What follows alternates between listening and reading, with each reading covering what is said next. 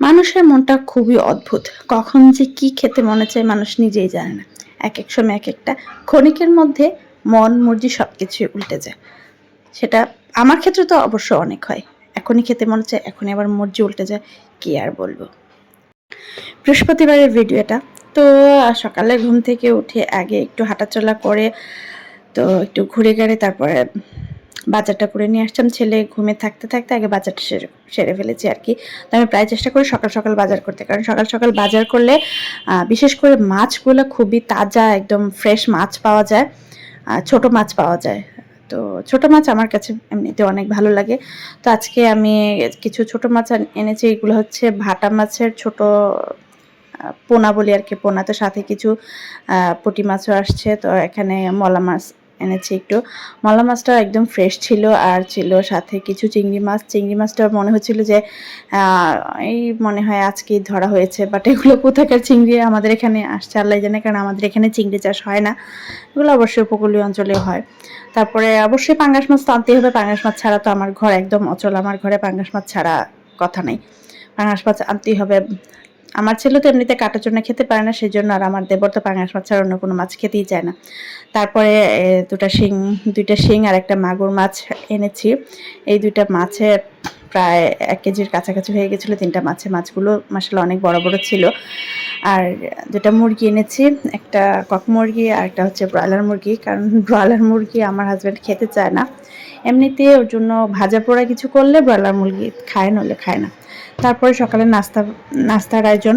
নাস্তা আজকে সহজভাবে নাস্তা করে ফেলতেছি। সেটা হচ্ছে ব্রেড এনেছি, ফ্রেঞ্চ টোস্ট করে ফেলবো ডিম দিয়ে। এটা মোটামুটি আমার হাজব্যান্ড, আমার দেবর সবাই পছন্দ করে, সেজন্য এগুলাই করা। আর হচ্ছে সকালবেলা আমার নাস্তা হচ্ছে যে মটর বুট সেদ্ধ লেবুর খোসা দিয়ে। এটা খেতে ভালো লাগে।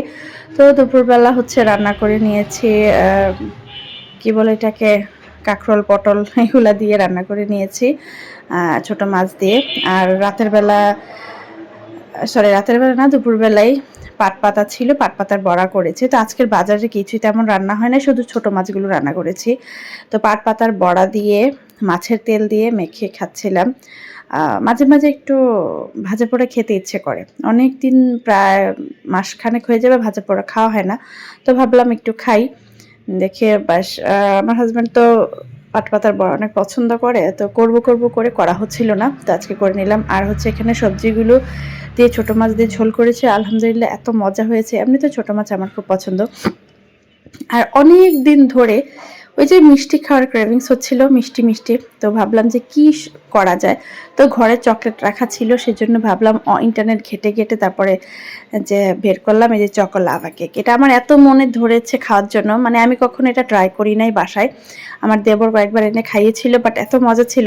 তো ভাবলাম আমি করি। তো আমি কোনো ঝামেলা করতে চাই না, সেজন্য আমি কিছু বিস্কিট নিয়েছি, যে কি বিস্কিট, চকলেট বিস্কিট আর কি নিয়েছি। সাথে হাফ চামচ দিয়ে দিয়েছি বেকিং পাউডার দিয়ে, তারপরে হচ্ছে একটু করে নিয়েছি। আর হচ্ছে এটা ডার্ক চকলেট আর চকলেট শিট ছিল, এগুলা নিয়ে সামান্য একটু দুধ দিয়ে গলিয়ে নিয়েছে, নিয়ে একটু ফ্রিজে রেখেছি এটা একটু সেট হওয়ার জন্য। আর এদিকে যে বিস্কিটের গুঁড়াটা করেছি ওটা অল্প অল্প দুধ দিয়ে আমি এটাকে একটা স্মুথ একটা ব্যাটার তৈরি করে নিয়েছি। বিস্কিট দিয়ে তৈরি করার একটা সুবিধা হচ্ছে, মানে এটা যদি ঠিকঠাক মতো নাও হয় তাও খাওয়া যাবে, ফেলনা যাবে না, কারণ বিস্কিট তো এটা তো অলরেডি কুক করা। গলা আবার কি হয়েছে। তো খুব ভালো করে এটা ডোটা আমি রেডি করে নিয়েছি, যে তারপরে হচ্ছে একটা বাটির মধ্যে ঢেলে নিয়েছি। ঢেলে নিয়ে তারপরে এটার মধ্যে যে চকলেটটা আমি রেডি করেছিলাম, এই চকলেটটা আমি এটার একদম সেন্টারে দিয়ে দিয়েছি, দিয়ে উপর দিয়ে একদম আবার ব্যাটার দিব। একদম চকলেটে যা আছে সব একদম হাত মুছে মুছে দিয়ে দিয়েছি। তারপরে উপরে চকলেট যে ব্যাটার, চকলেটের না, মানে কেকের যে ব্যাটার করেছি বিস্কিট দিয়ে, এটা আবার দিয়ে একদম পুরো চকলেটটাকে ঢেকে দিয়েছি। তারপরে হচ্ছে এভাবে আমি চুলার মধ্যে বেক করে নিয়েছি। জানি না হয়েছে কিনা, আমার বোন বলতেছে হয়েছে নাকি।